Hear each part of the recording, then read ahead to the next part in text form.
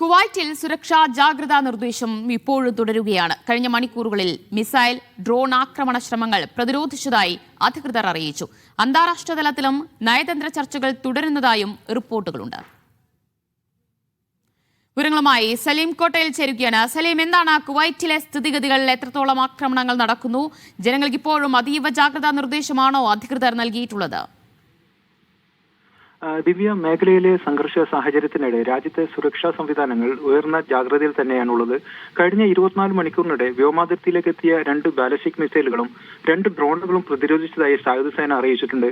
അതേസമയം വടക്കൻ തെക്കൻ മേഖലകളിൽ 6 ഡ്രോണുകൾ നാഷണൽ ഗാർഡ് വെടിവെച്ച് വീഴ്ത്തിയതായും അധികൃതർ വ്യക്തമാക്കി. വിവിധ സൈനിക സേനകൾ സംയുക്തമായി ചേർന്നാണ് സുരക്ഷാ നടപടികൾ ശക്തിപ്പെടുത്തിയിരിക്കുന്നത്. ആക്രമണം ആരംഭിച്ചതിനു ശേഷം രാജ്യത്ത് 82 തവണ അപായ സൈറണുകൾ മുഴങ്ങിയതായി ആഭ്യന്തര മന്ത്രാലയം അറിയിച്ചു. രാജ്യത്ത് നിലവിൽ 98 ഷെൽട്ടറുകളാണ് ഒരുക്കിയിട്ടുള്ളത്. ഇതിനിടെ സ്ഫോടന ശബ്ദങ്ങൾ കേൾക്കുന്ന സാഹചര്യത്തിൽ പാലിക്കേണ്ട സുരക്ഷാ നിർദ്ദേശങ്ങളും അധികൃതർ പുറത്തിറക്കിയിട്ടുണ്ട്. സ്ഫോടനം കേട്ടാൽ ഉടൻ തന്നെ കെട്ടിടത്തിനുള്ളിലെ സുരക്ഷിത ഇടങ്ങളിലേക്ക് മാറണമെന്നാണ് പ്രധാന നിർദ്ദേശം. ഇടനാഴികൾ, പടിക്കെട്ടിന് താഴെയുള്ള ഭാഗങ്ങൾ, അകത്തെ മുറികൾ, ബേസ്മെന്റുകൾ എന്നിവ കൂടുതൽ സുരക്ഷിത സ്ഥലങ്ങളായി അധികൃതർ നിർദ്ദേശിക്കുന്നുണ്ട്. അതേസമയം മേൽക്കൂരകൾ, തുറന്ന ഇടങ്ങൾ, ജനാലകൾക്ക് സമീപമുള്ള ഭാഗങ്ങൾ എന്നിവ ഒഴിവാക്കണമെന്നും മുന്നറിയിപ്പ് നൽകിയിട്ടുണ്ട്. അന്താരാഷ്ട്ര തലത്തിലും വിഷയത്തിൽ ചർച്ചകൾ തുടരുകയാണെന്ന് കുവൈറ്റ് വ്യക്തമാക്കി. മേഖലയിലെ സംഘർഷവുമായി ബന്ധപ്പെട്ട സംഭവവികാസങ്ങൾ തുടരുന്ന സാഹചര്യത്തിൽ ഐക്യരാഷ്ട്രസഭ സെക്രട്ടറി ജനറലിനും സുരക്ഷാ കൗൺസിൽ പ്രസിഡന്റിനും കുവൈറ്റ് വീണ്ടും കത്തയച്ചിട്ടുണ്ട്.